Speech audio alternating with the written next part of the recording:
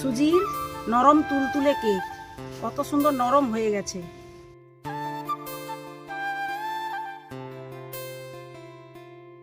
নমস্কার বন্ধুরা, আমি আবারও চলে এসেছি এক নতুন মজাদার রেসিপি নিয়ে।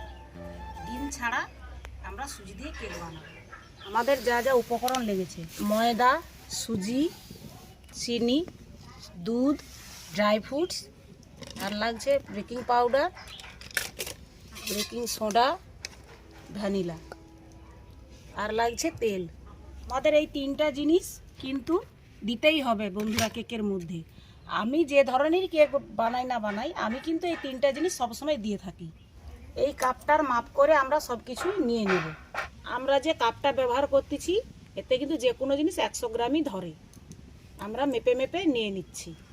আমরা এখন সুজি নিয়ে নিচ্ছি 200 গ্রাম। ময়দা নিয়ে নিব 100 গ্রাম।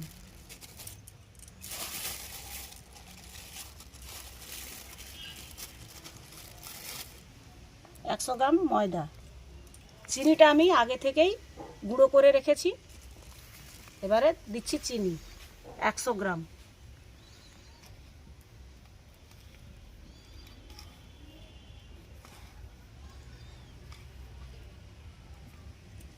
একশো গ্রাম চিনি।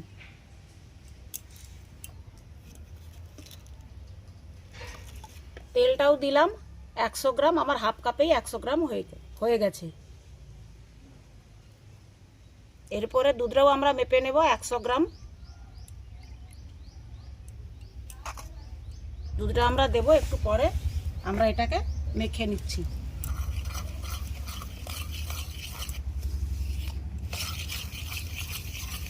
আমরা দুধটা দিয়ে দিচ্ছি।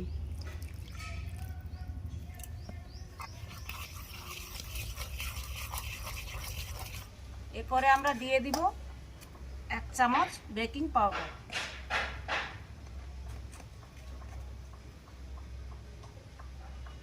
আর দিয়ে দিব সামান্য পরিমাণে বেকিং সোডা। আর দিয়ে দিব ভ্যানিলা 1 চামচ।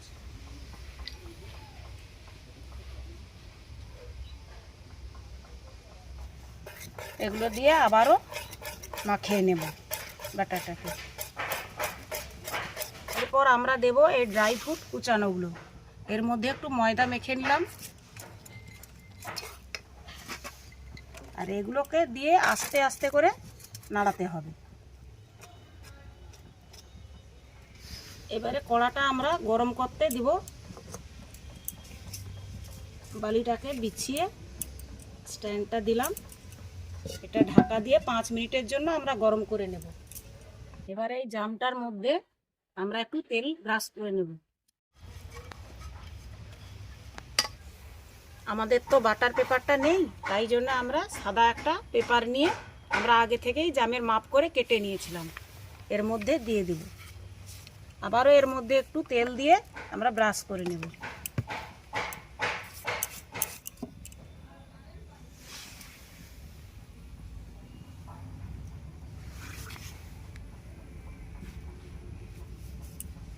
এবারে আমরা জামটাকে একটু ঝাঁকিয়ে নেব। ভিতরে ফাঁপা ভাব থাকলে সেটা বন্ধ হয়ে যাবে। আবারও ঢাকনাটা ভালোভাবে নিপ্পল করে লাগিয়ে দেব। এইভাবে আমরা 25 মিনিট পরে এসে আমরা আবার একটু দেখে নেব। তাপটা আস্তে আস্তে কম কম করেই জ্বালন জ্বলবে। এইভাবেই আমরা দেখে 25 মিনিট পরে আসছি। আবারও আমরা 25 মিনিট পর চলে এলাম। এবারে দেখে নেব কেকটা কি অবস্থায় আছে।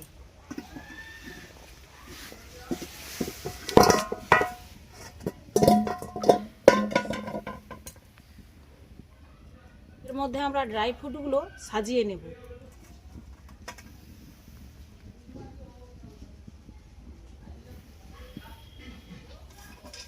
আবারও আমরা ঢাকা দিয়ে দেব।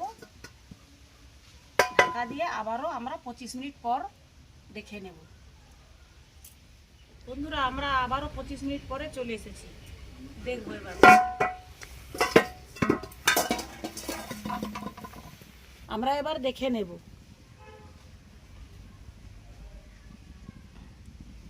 একদম লেগে নেই।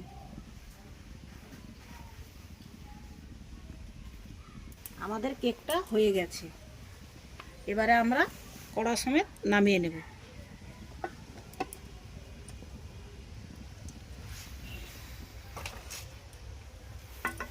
এইভাবেই আমরা আবারও 1 ঘন্টা ঢাকা দিয়ে রাখবো ঠান্ডা হওয়ার জন্য।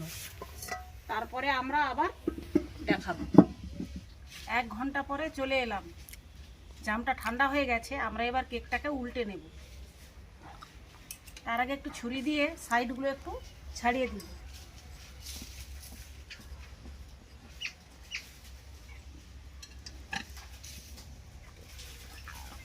এবারে আস্তে আস্তে তুলে নেব।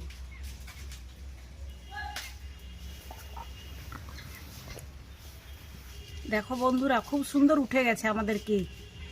একদম নিচে কিছু নেই এবং ধারেও কিছু নেই, সাইডে।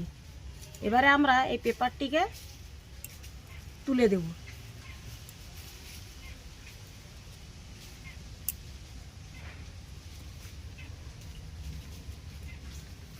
এবারে আমরা কেকটিকে সোজা করে তুলে নেব।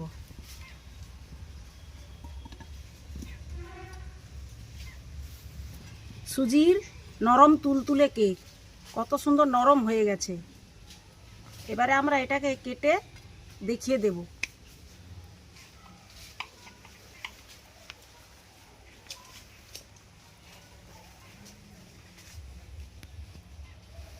কত নরম স্পঞ্জি কেক, জালিদার কেক, কত সুন্দর হয়েছে, দোকানের মতো পারফেক্ট কেক। একদম সুজি দিয়ে নিরামিষ কেক, ডিমবিহীন। এখন আমি কেকটা নিজেই একটু টেস্ট করে দেখতেছি কীরকম সুন্দর হয়েছে।